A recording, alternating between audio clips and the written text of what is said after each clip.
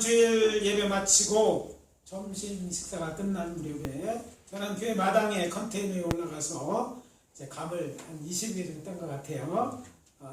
그것을 가서 이제 성도님과 나누어 먹고 한두 개씩 나누어 주었습니다. 지난해 같으면 지금쯤 감을 다 따서 없을 거예요. 그렇지만 감나무에 익은 감을 먹고 싶어하는 분 여러분 계셔서 올해는 까치 같은 새들과 같이 나눠 먹기로 했습니다. 그리고 보니까 우리 교회 세구리에 이제 감나무가 있는데요. 작년에부터 매년 한 그루씩, 재작년부터죠. 한 그루씩 나무를 가지치기를 했습니다. 왜냐하면 이제 그 까치가 이렇게 와서 먹지 않게 하려면 망을 씌워야 되면 키가 크면 안 된대요. 그래서 이제 키를 줄이고 높이서 따기도 힘들으니까 그걸 줄이기 위한 그런 거였어. 이렇게 가지키를 하다 보니까 올해 한굴에서는 그러니까 올해는 비가 많이 와서 송충이도 이제 번성을 해가지고 나무를 하나도 못 땄어요. 감을 하나도 못 딴 나무가 있고 또 한굴에서는 지금까지 15개 감을 겨우 땄을 뿐입니다. 그런데 아직 가지치기를 덜 하지 않은 얘기예요. 남은 한 가루의 감이 올해도 많이 열어가지고 이렇게 나누어 먹을 수 있게 되었습니다. 생각나시는 분은 주일 예배 끝나고 컨테이너에 사다리에 올라가면 이제 익은 것들 중심으로 이렇게 자연 익은 감을 맛볼 수 있게 될 것입니다.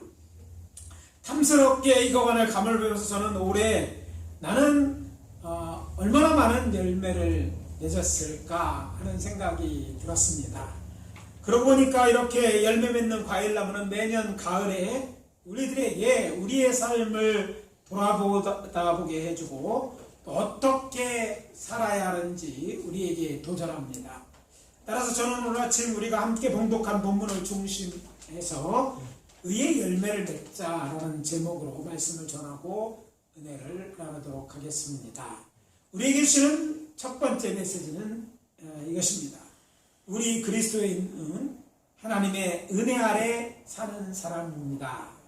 자, 따라해봅시다. 우리 그리스도인은 하나님의 은혜 아래 사는 사람이다.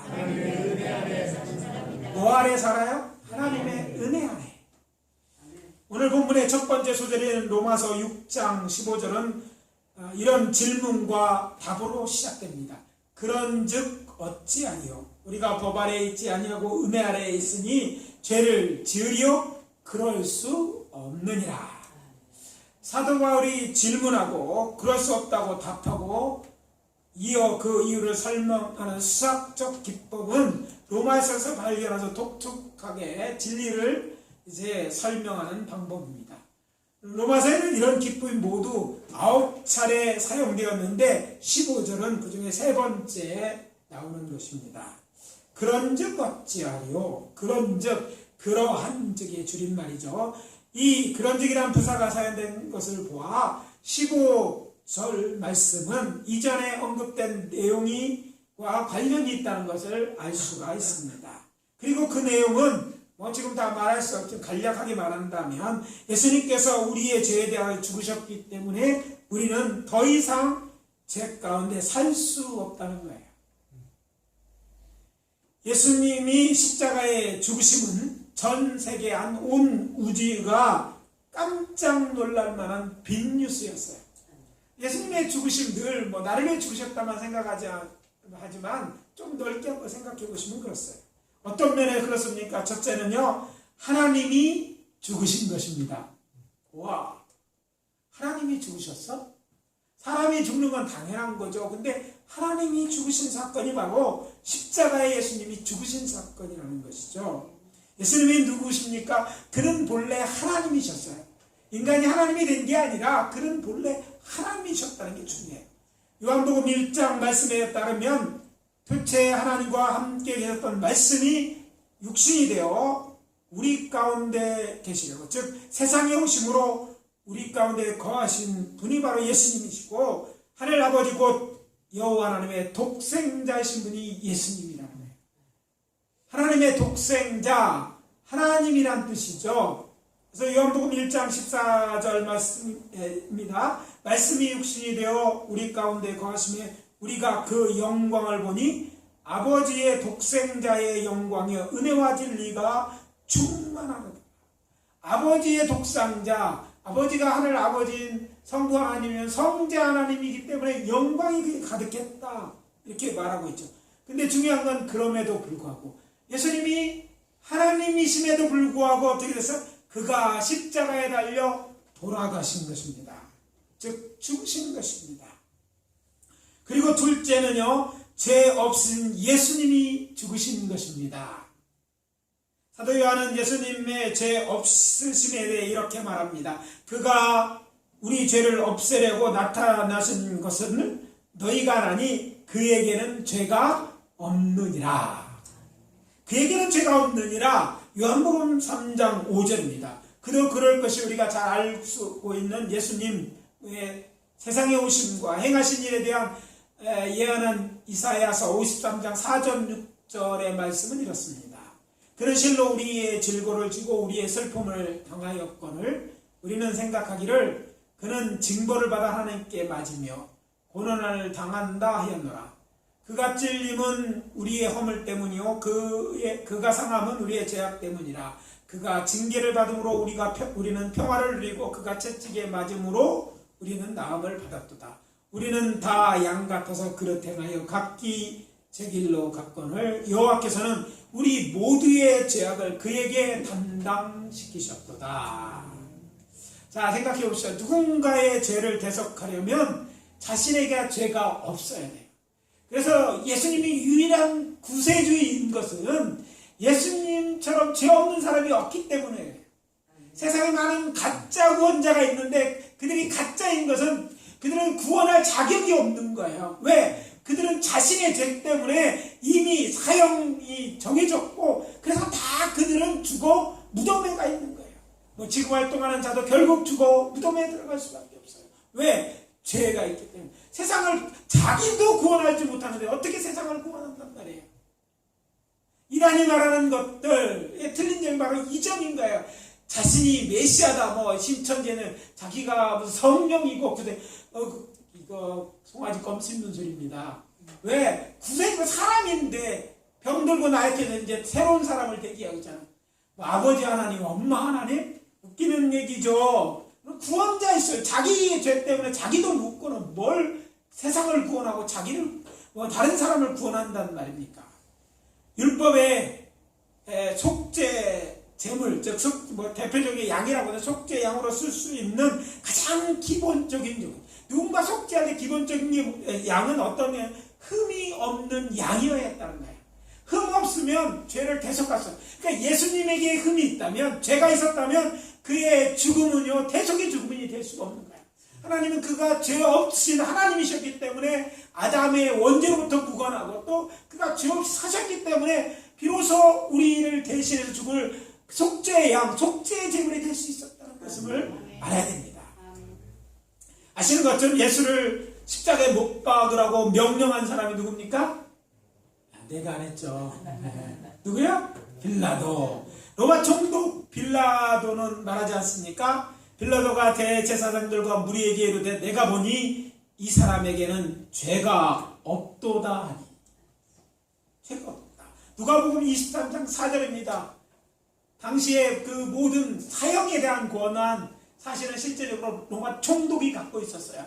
내가 산 사람에게 사형은 최고의 형인데 죄가 있어야 사형을 시키는데 로마 총독이 신문한 결과 뭐냐? 예수에게는 죄가 없다라고 말하는 거죠.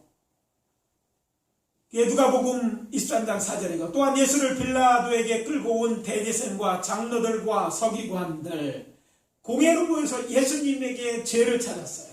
예수님을 어떻게든지 없애야 돼. 그러니까 예수님에게 죄를 찾아야 돼. 특별히 죽일 증거를 찾았는데 찾지 못합니다. 그러다가 예수님을 정죄할 제목으로 삼은 것이 무엇입니까? 마가복음 14장 62절에 예수님께서 대제사장이 내가 찬송을 받으실 이의 아들 그리스도냐? 무슨 말입니까? 찬송을 받으실 이라는 것은요, 하나님의 아들이냐? 이렇게 물은 거예요. 이때 예수님이 뭐라고 대답합니까? 내가 그니라. 그랬더니 이들이 뭐랍니까? 그걸 보고 야, 네가 하나님의 아들이라고? 신성모독죄를 지었구나. 그러니까 신성모독죄는 사형해야 한다고 저들이 판결하는 것입니다. 그러나 예수님이 원래 하나님의 아들이시니까 그건 죄가 아니지 않습니까? 내가 하나님의 아들인데 아들이라고 말하는 것이에요. 죄가 없는데 죄를 말하는 거예요. 예수님은 당시 최고의 헌법이라 또 죄를 논할 수 있는 기관으로부터 죄가 없다고 인정된 거예요. 물론 그가 태어날 때 하나님이셨고 인간의 몸을 입고서 원죄 무죄할 뿐 아니라 이런 법적으로 봐도 죄가 없었다는 거예요. 그리고 그 무엇보다 더 강력한 증거는 예수님이 십자가에 달려 돌아가신 지 사흘 만에 뭘 하셨어요? 부활하신 것이 그것입니다. 세상 죄를 지고 죽으셨지만 그에게는 죄가 하나도, 요즘 말로 표현을 이렇게 1도 없었기에 하나님께서, 여호와께서 그를 다시 살리신 것입니다. 죄가 있었다면 그것이 하나 있고 아무리 작은 죄라 할지라도 그의 죄값은 사망이에요. 근데 예수님은 죄 없이 남의 죄를 다 뒤집어 쓰는 것이기 때문에 하나님께서 그를 다시 살리신 거예요. 그렇다면 우리가 지은 우리의 죄로 인하여 법, 곧 율법 아래 있어야 마땅함에도 그렇지 않게 된 것은 무엇 뜻입니까? 하나님의 사랑 때문입니다. 우리가 잘 알고 있는 요한복음 3장 16절 그리고 17절 잘 나와 있으니까 다시 말씀드리지 않습니다. 성자 하나님이신 예수님이 십자가 위에서 베푸신 그 큰 사랑이 우리에게 은혜인 것이죠. 은혜가 무엇입니까? 국어 사전적 의미는 사랑으로 베풀어 주는 신세나 혜택이 아닙니까? 우리에게는 하나님의 그런 큰 사랑을 받을 자격이나 이유가 없음에도 불구하고 하나님께서는 우리에게 은혜를 베푸신 것입니다. 어떤 은혜요? 죄에서 사함받는, 우리의 죄를 대신 하나님이 해결하시고 하나님의 은혜로 다시 살게 하시는 그런 은혜를 받은 거예요. 요한복음 1장 14절에 보면 성자 하나님 예수님은 하나님이시기 때문에 영광이 그에게 있으십니다. 그리고 그분은 은혜와 진리가 충만하신 분이라 되어 있어요.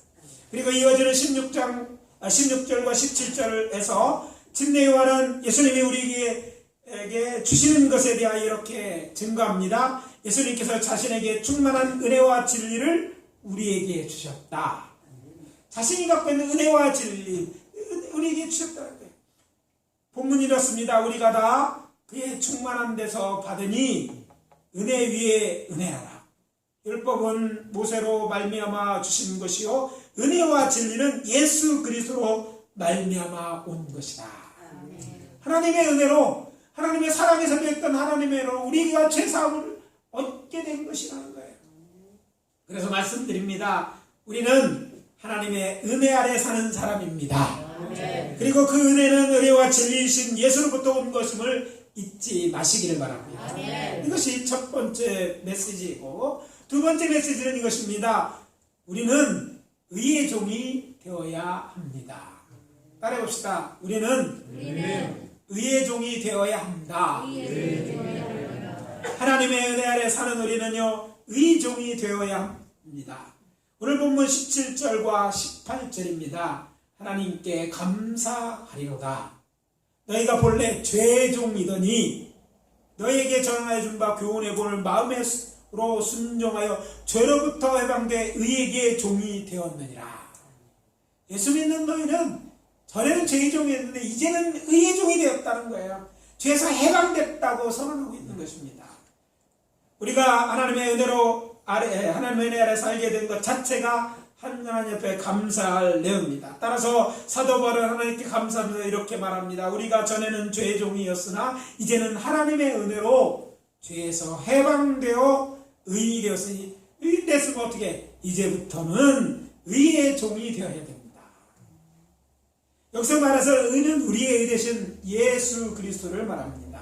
그리고 의의 종이 된다는 의미는 우리 구주 예수님을 주인으로 모시고 그분의 말씀에 순종하며 살아가야 한다는 이야기입니다. 이것은 오늘 본문 이전에 로마서 6장 1절에 설명한 내용을 전체로 한 말씀이죠. 지금 이 시간 그 내용을 다 설명드릴 수 없지만 가장 기본적이 되는 개념은 이제 우리는 옛날의 우리가 아니라는 거예요. 옛날에 죄 가운데 살던 우리가 아니라는 거예요.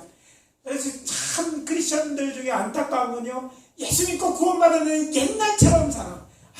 뭐 쉽게 바뀌나요? 사람이 잘 안 바뀌지만 우리는 신분이 바뀌었어. 더 이상 죄종이에요. 죄 해방됐으니까 바뀌어야 마땅한 거예요. 그러나 자신이 안 바뀌는 걸 당연한 거죠. 어쩔 수 없는 것처럼 말하지 마시기 바랍니다. 여러분, 속서부터 바뀐 거예요. 겉이 바뀐 게 아니라 속에서 바뀌었는데 우리 신분이 죄종에서 의종으로 바뀌어버렸다는 사실을 인정하고, 아니 그래서 바뀐 자답게 살아라는 말씀을 지금 하고 있는 것입니다. 죄종이었던 우리의 옛사람은 이미 예수님이 십자가에 달려 돌아가실 때 죽었습니다. 아멘. 이미 죽었어요. 우리의 과거의 사람은 죽었다는 사실을 인정해야 됩니다. 대신 우리는 예수 안에 새 사람이 되었습니다. 그러니 새 사람답게 살아야 할 것입니다. 여러분은 이 사실이 정말로 믿어지십니까? 다른 말로 물어보겠습니다. 이 사실을 인정하십니까? 그렇다면 우리는 이렇게 해야 합니다. 어떻게 해요? 죄가 우리의 죽을 몸을 지배하지 못하게 해야 합니다. 한마디로 우리의 몸이 요구하는 대로 살아서는 안 됩니다. 예수 믿음 외에도 우리는 이 세상에 육신을 입고 잠시 주님 부르실 때까지 살아가야 합니다. 그것은 우리가 아직 이 세상에 해야 될 일이 남아있기 때문이에요. 하나님의 뜻이 없고 하나님의 부르심이 있다면 우리는 언제 죽을 수밖에 없는 존재이잖아요. 그런데 살려주는 것은 하나님 우리에게 일이 있다고 저는 믿습니다. 그렇기 때문에 우리가 주의할 것은요, 그렇다고 뭐 세상을 살게 되는데 살 때 아직 육신을 입고 있어요. 육신이 영향력을 행사는 하겠지만 육신의 악한 욕망에 사로잡혀 살지는 말아야 합니다. 육신을 입고 살지만 육신대로 살아야 될 존재가 아니라는 거예요. 이제 과거에 그것만이 족하니까 이제는 영이 살아났잖아요. 전에는 우리 영이 죽어 있었어요. 그러나 이제 예수님에 의해서 우리 영이 다시 살아나니까 영이 육신을 지배하도록 해야 된다는 것이죠. 이 말씀은 결코 우리 몸의 정상적인 교육까지 금하고 있는 것이 아닙니다. 대신 로마서 8장 14절 말씀처럼 영으로서 몸의 행실을 죽이며 살아야 하는 것입니다. 우리 몸으로 영의 지배를 받게 해야 한다는 말이기도 합니다. 사도 바울은 로마서 6장 12절에서 이렇게 말합니다. 몸의 사욕에 순종하지 마라. 우리말도 한국말이지만 자주 안 쓰는 말은 어려워요. 사욕이 뭔가. 이 부분에서 표준 세번역 성경은 좀 이해가 쉽게 이렇게 설명합니다. 여러분이 몸의 정욕에 굴복하는 일이 없도록 하십시오. 몸의 정욕에 굴복하는 일로 표시했어요. 좀 더 쉽게 한다면 현대인의 성경이 이렇게 번역합니다. 악한 욕망에 따르지 않도록 하십시오. 악한 욕망에 자연스러운 것들이 있는데 그 중에 어떤 것은 악하는 거예요. 자연적인 걸 넘어서서 욕심에 이끌리는 죄를 짓게 하는 그런 욕망들의 영향을 받지 말아야 되는 거예요. 그런 욕망이 있을지라도 거기 따라서 하지 말고 우리는 영을 따라서, 하나님의 말씀 그렇지 않지? 하나님이 원하시는 그런 삶이 아니지? 그렇게 우리를 바꿔야 된다는 거예요. 이제 이해가 되십니까? 또한 바울은 이렇게 권면합니다. 너희 지체를 불의의 무기로 죄에게 내어주지 말라. 자, 이전에는 어쩌면 수동적인 것 같은데 이걸 긍정적으로 바꾸는 거예요. 불의의 제물로 내어보지 말고, 즉 당신의 몸을 불의의 도구로 내어주지 말라는 것이에요. 대신 뭐예요? 대신 어떻게 적극적으로 의의 도구로 내어주라는 거예요. 하지 말려고 하면 또 어쩔 수 없는 것들이 있어요. 그리고 자전거 천천히 가기가 제일 힘들죠. 자전거 경주대 중에 제일 힘든 경이 천천히 가기입니다. 자전거가 올라타서 천천히 중심을 잡는 게 쉽지 않아요. 하나도 한 발 조금 더 안 가려고 하는 사람은 잠시 있으면 다 넘어져요. 어떤 사람이 우선합니까? 조금씩 가는 사람이에요. 자, 우리 육신대로 살 때 과거에대로 이렇게 부정적으로 안 되는 거 자꾸 하면 힘들지만 오히려 적극적으로 의를 행하려고 하면, 내 육신을 자꾸 하나님의 기뻐하는 일에 동원시키면 우리는 악을 생각할 기회가 없는 거예요. 인간들에게 그 생각이 많다, 시간이 많다, 돈이 많다. 여러분 좋을 것 같지만 거기에 함정이 있습니다. 여러분 돈 많고 시간 많으니까 나쁜 짓만 해요. 앉아서 가만히 또 특별한 선한 거 생각하고 좋은 하나님의 일을 하려고 하는 게 아니라 가만히 놀고 먹으려고 하니까 그냥 뭔가 바빠야 돼요. 우리의 육신은 사용돼. 근데 뭐 좋은 일 하다가 바쁘면 죄질 시간도 없어. 그냥 자꾸 좋은 일이 되는데 우리는 자꾸 안 하려고 하는 게 힘든 거예요. 하지 말라는 게 제일 힘들잖아. 담배 끊어라. 이거 얼마나 힘들어. 아니 다른 일을 하는 거예요. 건강을 위해서 뭔가 하고 그저 바쁘면 되는 거예요. 그래서 우리 의원들은 잘못한 데 익숙하기 쉬워요. 전에 우리가 살던 것이었으니까. 익숙한 것입니다. 반대로 하려면 자꾸 성령에 따라서 좋은 일을 해요. 건강을 위해 힘들어도 운동을 하려고 하고 건강한 몸을 갖고 가만히 있지 말고 뭔가 주의 일, 남을 도울 일을 생각해서 하고 선한 일에 자꾸 하다 보면 우리의 시간, 우리의 정신에 여기 쓰다 보면 그것이 오히려 우리의 기쁨이 되어지고 선한 일을 통해서 얻는 기쁨이 있잖아요. 그래서 자연스럽게 떠나가서 그런 일을 하게 되는 거예요.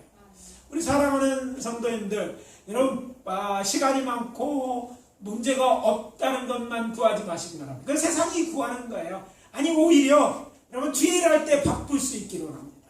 주의 일을 하는데 재물이 필요한 거지 자꾸 노후 생각하다가 마치 이 세상이 무슨 영원히 살 것처럼 하다가 결국은 다 죽잖아요. 사람들, 제가 이제 학교에서 일하다 보니까 연금에 대한 일한 적이 있어요. 연금을 타는데 초창기에는 연금 탄 사람 중에, 연금을 타는 사람 중에 5년 이내 사는 사람이 퇴직하고 5년의 사망이 제일 높았어요. 왜냐면 할 일이 없는 거예요. 이제 출근할 일도 없고 맨날 좋은데 맨날 좋으니까 뭐예요? 그냥 나가서 일하거나 하죠. 부인도 마찬가지로 맨날 밥 해주다가 안 해줘. 밥하기 싫어. 그냥 넘어가 안 먹어. 이렇게 하다 보면 전부 육신의 일을 쫓아가든지 아니면 더 많이 뭐 이렇게 하려다가 망하고 그리고 또 아무것도 안 하고 놀고 있다 보니까 무기력해져서 일찍 사망하는 거예요. 우리는요 마지막까지 주의를 하다가 열심히 막 선한 일 계획하고 살았으면 좋겠어요. 네. 저 요즘 제가 하나님의 은혜를 받아서 이제 건강이 일단 회복되고 다시 이제 수술은 좀 더 해야겠지만 아무래도 왜 이렇게 신나요? 아니 어차피 우리가 달고서 영원히 이 몸을 갖고 살 게 아니잖아요. 갈 거니까 할 일이 많이 있으니까요. 생각이 바쁜 거예요. 그리고 할 일이 있으니까 하면 또 즐겁고 해야 될 일이고 이렇게 하다 보니까 시간도 잘 가고 또 그 일을 위해서 건강도 필요해. 꾸준히 운전하면서 뭔가 해야 될 거예요. 사랑하는 성도 여러분, 좀 그렇게 이제는 생각을 좀 바꿔서 자꾸 앉아있으면 육신의 생각대로 가니까 선한 영에 따라서 오늘 사는 이게 하나님을 기쁘게 사람들을 위해 내가 삶의 이유가 뭔가 그냥 이렇게 왔다 가는 게 인생이 아니지 않는가 뭔가 이런 것들을 찾아서 일할 수 있게 되시기를 바랍니다. 여러분 있는 거 다 은퇴하면서 다 막 버리고 온다고 생각하지 말고 여러분이 갖고 있는 거 아직 남아 쓸만한 것을 그런 일에 써야 된다는 것이죠. 그래서 우리 몸이 영의 지배를 받고 살게 하도록 해야 된다. 사도 바울은 로마서 6장 12절에서 이렇게 말합니다. 몸의 사욕에 순종하지 말라 이런 얘기 했잖아요. 그러면서 이렇게 권면합니다. 너희 지체를 불의의 무기로 죄에게 내어주지 말라. 그래서 당신의 몸을 불의의 도구로 내어주지 말라는 거예요. 그렇게 하는 것 여러분 몸을 죄에게 내어주는 것 같기 때문입니다. 그래서 우리는 이미 죄에 대해서 죽은 자니까 이제 우리는 의에 대해 산 자답게 살아가는 거예요. 그럼 바울은 우리를 어떻게 살라고 말하고 있습니까? 죽은 자 가운데 다시 살아난 것처럼 살라. 옛날에 내가 다시 살아난 것처럼 살라. 무슨 말입니까? 부활하신 예수님처럼 살아야 됩니다. 예수님이 어떻게 사셨습니까? 로마서 6장 이제 바울은 6장 13절 후반부에서 두 가지를 말해요. 예수님은 자신을 하나님께 드렸다. 그렇습니다. 예수님처럼 우리는 우리 자신을 우리의 삶을 하나님께 드려야 됩니다. 예수님은 당신의 삶을 여호와 하나님께 온전히 드렸어요. 그래서 성자 하나님이신 예수님은 죽을 수 있는 인간이 되어 이 낮고 철한 세상에 오셨습니다. 하나님의 비하라고 얘기죠. 낮추신 거예요 스스로. 그것도 세상을 구원하고 온갖 고초를 겪으시고 마침내 친히 십자가에서 대속의 제물이 되기까지 하셨어요. 이 모든 것은요 하나님의 뜻에 순종한 하나님께 자신을 드린 것으로 살았기 때문입니다. 여러분도 여러분 자신을 예수를 나의 주로 고백했다면 하나님께 여러분 자신을 드린 것입니다. 그러면 하나님이 원하시는 대로 여러분의 삶을 살아야 된다. 둘째는 예수님은 자신의 몸을 의의 무기 무기로 하나님께 드렸습니다. 우리 또한 우리 몸을 하나님께 의의 무기로 드려서 하나님께서 쓰시도록 해야 되는 거예요. 우리의 몸은 가만 놔둬도, 조금 우리 이제 친구들하고 얘기하다가 우리가 지금 요즘 일어난 일들을 하면서 무슨 얘기를 하면 어디 병원 가 뭐 하면 의사가 이런 말 하는 거예요. 많이 써서 그래요. 대책이 없습니다. 아픈 이유가, 좀 불편한 이유가 많이 써서 그래요. 왜 갑자기 십자인대가 끊어졌어요? 많이 써서 그래요. 왜 무릎이 아픕니까? 많이 써서 그래요. 할 말이 없습니다. 나이 들어서 어쩌면 자연스러운 현상이에요. 여러분들이 처음 혹시 여기 중에 갑자기 노안이 왔다는 얘기를 들은 분이 있을지 모르고 또 들으실 거예요. 어느 날 갑자기 글이 잘 안 보여요. 이상하네. 안과에 가보니까 노안입니다. 가슴이 철라고 내가 노인? 이게 과정인 거예요. 우리는 나이 들어간다는 건 뭐 젊어서 젊은 때 이르기도 하지만 그 이후에는 서서히 우리는 이제 점점 나이 들어가는 거죠. 그래서 점점 우리는 익어간다고 하는데 사실 익는다는 것은요, 다른 말로 표현하면 점점 연약해져 가는 것이 우리 인생입니다. 그런데 어차피 가만 놔둬두는 것을 의의 무기로 우리를 사용하도록 내어주는 것이라는 것이죠. 그렇다면 우리는 우리 자신을 먼저 하나님께 드리고 그 뜻대로 순종하여서 의롭게 살아야 되는 거예요. 그냥 거창하게 생각하지 말고 이거 하나님의 일이라도 이제 이 남은 거를 쓰겠다고 생각하라는 그런 말씀입니다. 그래서 말씀드립니다. 지금 우리는 하나님의 은혜를 입어 의의 종이 되어 부활하신 예수님과 함께 살게 된 것입니다. 그렇다면 무엇보다 우리는 의의 종으로서 우리의 삶을 우리 주 예수 그리스도의 뜻에 순종하여서 의롭게 살아야 합니다. 그것이 예수님의 거룩하신 같이 거룩한 하나님의 자녀답게 사는 법입니다. 다른 길은 없습니다. 그렇게 살기로 다짐하시기를 예수 그리스도의 이름으로 축원합니다. 셋째, 우리는 모두 의의 열매를 맺어 영생을 얻어야 합니다. 따라해 봅시다. 우리는 모두 의의 열매를 맺어 영생을 얻어야 한다. 오늘 본문의 마지막 부분이 로마서 6장 22절과 23절입니다. 그러나 이제는 너희가 죄로부터 해방되어 하나님께 종이 되어 거룩함에 이르는 열매를 맺었으니 그 마지막은 영생이라. 죄의 삭은 사망이요 하나님의 은사는 그리스도 예수 우리 주 안에 있는 영생이니라. 이 말씀 속에서 우리가 영생을 얻기 위해 어떻게 남은 인생을 살아가는지 분명하게 말하고 있습니다. 하나님의 종이 되어서 거룩함에 이르는 열매를 맺어야 한다. 자, 여기서 말하는 거룩함, 마지막에 왕성될 것이라고 말하고 있죠. 근데 사실 거룩함에 대해서 잠깐 말씀드린다면, 사실 우리는 예수 그리스도를 이미 거룩하여졌고 지금 거룩해 가고 있고, 또 장차 주님 재질 때 우리는 거룩해져서 새로운 몸을 입고 주와 함께 영원히 살 것입니다. 그럼 제가 종종 이야기하는 신학적 용어가 하나 있어요. 그러나 아직 이미 되었지만 아직 완성된 게 아니야. 거룩함도 그렇습니다. 우리의 구원도 우리는 이미 받았어. 그러나 지금 구원 받고 있는 거야. 그러나 이것이 끝나는 게 어느 날 주님이 재림하시는 우리는 온전한 구원을 받게 될 것이다. 이런 얘기라는 것이죠. 여기에 우리에게 중요한 사실이 있습니다. 우리가 구원을 받았다 할지라도 구원을 잃어버릴 수 있기 때문에 그런 거예요. 우리의 믿음을 잃어버리면 믿음 때문에 구원이니까 다 잊어버리는 거예요. 그런데 우리에게 믿음이 있고 없고, 우리가 정말 하나님을 사랑하고 하고 뭘로 결정하느냐, 이게 정말 믿음이 있는가, 구원받을 믿음인가, 하나님을 사랑하는가, 내 말이 아니라 열매로 결정하기 때문에 우리는 그 열매가 거룩함에 이르는데 유효하다는 것을 알 필요가 있다는 거예요. 이 말은요, 우리가 열매를 많이 맺어야만 그 대가로 구원을 받는다는 얘기가 아니라 하나님의 은혜로 구원을 받지만, 이 구원에서 얻는 게 은혜가 뭐예요? 하나님 믿음의 의로 인정하는 거잖아요. 그 믿음 있는 자라면, 하나님을 믿는다면, 하나님을 사랑한다면, 하나님의 백성이라면 열매를 맺게 될 것이고, 그 열매로 네가 믿음 있는지 사랑하는지 정말 하나님에 대한 산지를 내가 판단하겠다. 그러니까 눈에 보이는 건 열매로 판단하니까 열매를 맺기 위해 애쓰는 노력이 있어야 되는 거예요. 마태복음 7장 20절입니다. 그들의 열매로 그들을 알리라. 내가 믿습니다. 내가 교회 몇 번 나와 뭐 열심히 했는데가 아니라 하나님은 그런 행위의 열매를 보시고 믿음이 있다고 근데 구원받을 거라고 인정하신다는 얘기죠.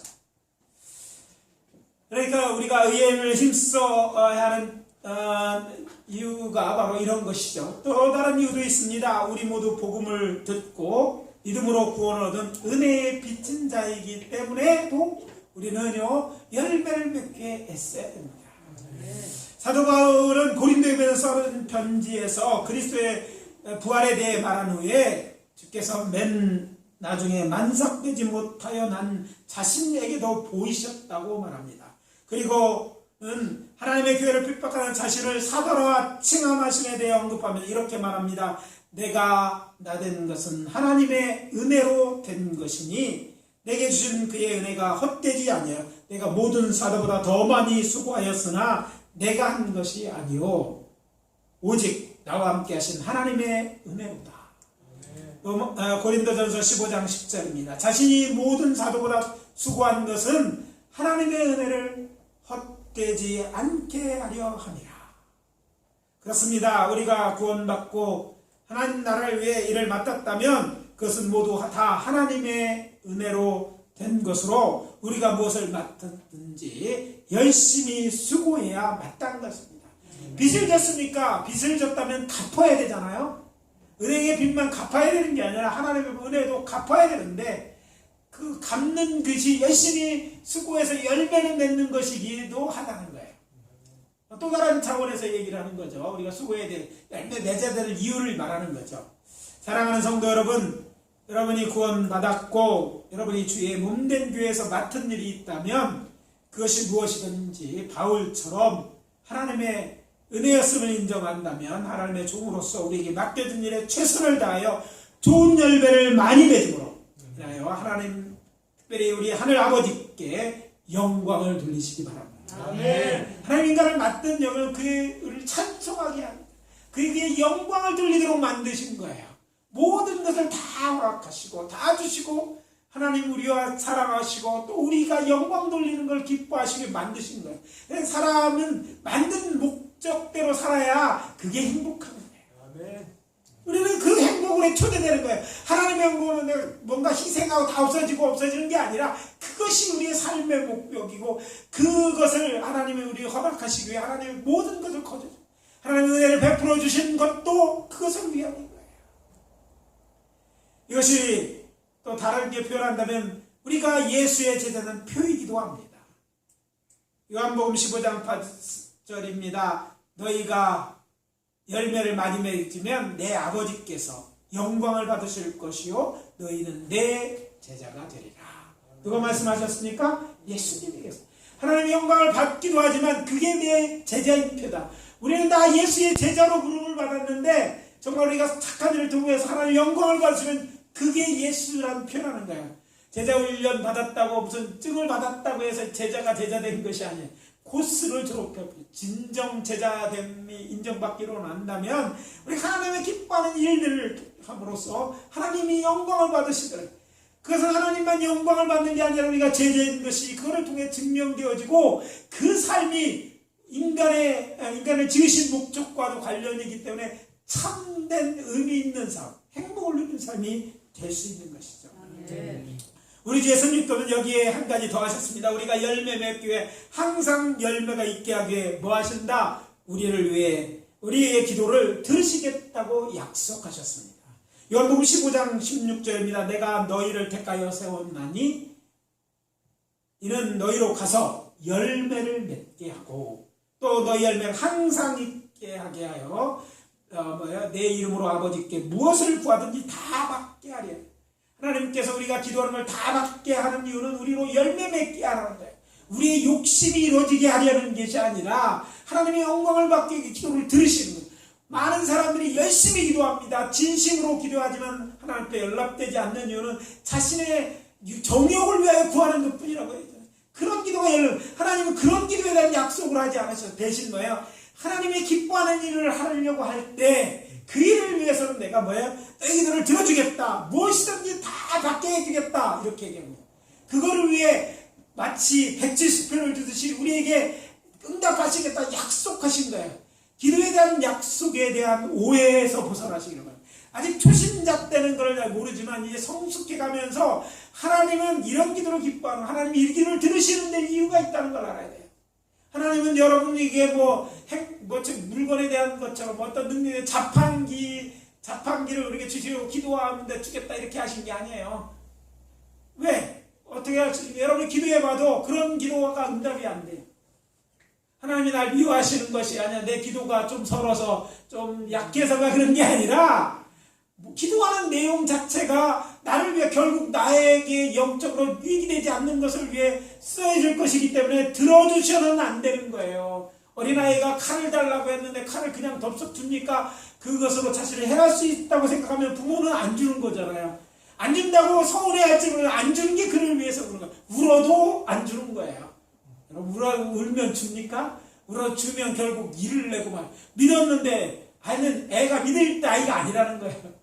여러분 생각해보세요. 여러분들이 구하는 것 무엇입니까? 무엇을 위해 구합니까? 하나님이 기뻐하는 일, 하나님의 나라를 영광받으실 선한 일이라면 구하십시오. 구해도 부끄러울 게 아니에요. 하나님 앞 떼기장 써도 되고 하나님 안 들어줘도 해도 돼요. 왜? 내가 구하는 것이 하나님의 영광을 위한 것입니다. 그리고 거기에는 약속이 있기 때문에 약속들이라고 욱박지르고 얘기할 수도 있는 것이에요. 저는 우리 성도님들이 그런 하나님의 선한 일을 위하여 하나님 앞에 씨름하기를 원합니다. 나의 없어진다 이것을 하면 정말 안타까운 일이에요. 내 문제 해결을 위해서 그래도 기도해야 되지만 좀 더 나은 단계의 기도로 씨름하는 기도의 용사가 되기를 저는 원하는 것이죠. 아니 주님이 원하시는 거예요. 요한복음 이제 또 이렇게 해야 될 이유 중에 또 다른 이유가 있습니다. 요한복음 15장 2절이죠. 무릇에게 붙어서 열매를 맺지 아니하는 가지는 아버지께서 그것을 제하여 버리시고 가지에서 예수에게 떼어버린다는 거예요. 그래서 말씀드립니다. 열매가 증거예요. 믿음의 증거, 사랑의 증거, 그리고 수고한 증거입니다. 열매를 맺는 자가 되시렵니까? 아니면 열매를 맺지 않는 자가 되시겠습니까? 그냥 아무것도 안 하고 평안한데 왜 내까지 해야 되나 이렇게 생각하는 여러분, 맺지 않은 게 좋은 게 아니라 맺지 않으면 기다렸다가 그래도 맺지 않으면 그럼 성경에 보니까 3년을 기다려도 맺지 않으면 그 다음에까지 하면 어떻게 제하버리소서. 그때는 너는 믿음이 없다. 너는 내 자녀가 아니다. 너는 내 제자가 아니다. 너는 하나님의 사람이 아니다. 될 수 있어요. 그래서 우리는 구원은 받았지만 완성된 구원에 이르기까지 끝까지 믿음이 살아있어야 되고 그 믿음은 이 열매로서 증거되어야 하는 것이죠.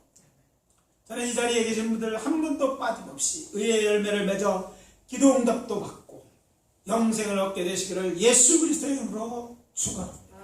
선택은 여러분의 몫입니다. 여러분 열매를 얻기로 작정하셨다면 부족한 것은 문제가 되지 않아요. 하나님 기뻐하는 일이니까 하나님께 기도하세요. 달라고 하세요. 하나님 주셔야 되지 않느냐고 하려고 그래서 거기에 건강도 하나님 건강 주셔야 할 거 아니에요. 얘기해요. 재물이 없습니까? 그렇게 구하면 하나님이 왜 듣지 않으시겠어요? 오늘 말씀 마무리합니다. 우리 모두 하나님의 은혜 아래에 사는 사람입니다. 누구도 이유가 없어요. 우리는 의의 종이 되어야 합니다. 그게 우리의 정체성이에요. 그리고 우리는 모두 의의 열매를 맺어 영생을 얻어요. 저는 우리 교회 성도님들 적고 작은 교회 있지만 모두 다 한 번도 예 없이 하나님 나라에 갔을 때 믿음이 있음이 증거예요. 그리고 우리 속에 사랑의 증거, 수고하는 것들이 인정되기로 합니다. 천국에 가서 출석부를 없이 다 그곳에 있어야 돼요. 이게 우리의 목표예요. 아니 이걸 기뻐하는 삶이 우리의 삶을 이전과 다른 삶이 되게 할 것입니다. 무료함이나 또 우울해질 이유가 없습니다. 그것을 위해 열심히 살다 보면 언젠가 장막을 옮기는 역사가 있을 줄입니다. 그렇게 살다 보면 사람들이 뭔가 우리 속에 생명력이 있다는 걸 알게 될 거예요. 그런 멋진 인생 살아가시기를 예수 그리스도의 이름으로 축원합니다. 이제 다 같이 기도합니다. 하나님 앞에 기도하되 잠깐 1-2분만 동성으로 기도하기를 원합니다. 이제부터는 죄의 종이 아니고 정말 의의 종이 되었으니까 의를 맺겠다고 하는 앞에 기도하시기 바랍니다. 아버지 하나님 주님 아버지의 시간 말씀을 통해서 우리로 도전 주시기 감사합니다. 하나님의 나라를 위하여 하나님 기뻐하는 일을 일하게 해주셨사오니 아버지 이제는 아버지 위에 열매를 맺는 자 되게 하여 주시옵소서. 우리가 의의 종입니다. 더 이상 죄종이 안 일어나게 하시고 변화되는 역사가 있게 하시고 우리의 삶이 그런 삶이 되어져서 삶의 의미가 있고 아버지 하나님의 힘을 얻을 수 있도록 은혜 베풀어 주시옵소서. 아버지 하나님 주의 은혜와 사랑을 감사합니다. 죄의 종이었고 영원히 멸망받을 수밖에 없는 저희들을 구원하셔서 하나님의 은혜로 구원을 얻게 하시고 또 아버지의 의의 멜멜 맺으라 말씀하시니 감사합니다. 이제부터라도 더욱더 열심히 의의 멜 맺어서 우리의 믿음과 사랑 아버지 하나님 우리의 수고한 것들이 하나님 앞에 다 드러날 수 있도록 역사하여 주시옵소서. 예수 그리스도의 이름으로 기도합니다. 아멘.